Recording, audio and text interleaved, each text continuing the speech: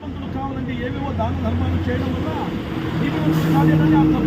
పైన వ్రాయబడిన వాక్యమును బట్టి క్రీస్తు యేసు 26 సంవత్సరాల కింద మీ భూమికి పుట్టాడు. నీతివంతుడైన యేసుక్రీస్తు ప్రభు చనిపోయాడు.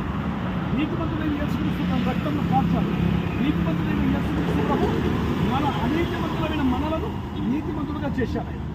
ఆకాశం నా సింహాసనం, భూమి నా పాదపీఠమంటారు.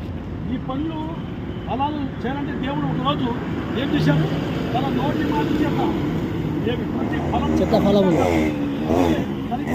ఈరోజు మానవుడు సరిగ్గా తినడానికి దేవుడు ఆ రోజు కష్టపడి చేశాడు కనుకనే మనం తింటున్నాం.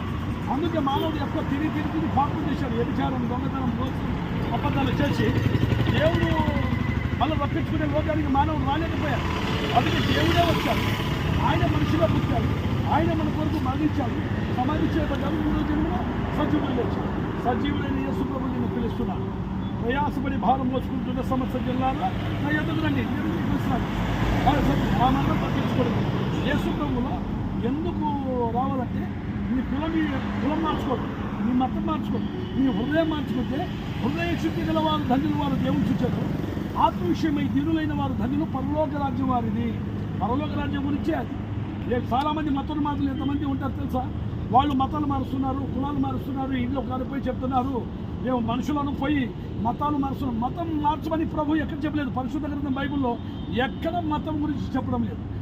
మీ మనస్సు మార్చుకోండి, మీ హృదయం మార్చుకుంటే, మీలో పాపాలు కడుక్కుంటే పరలోక రాజ్యం ఉందని చెప్తున్నాడు ప్రభు.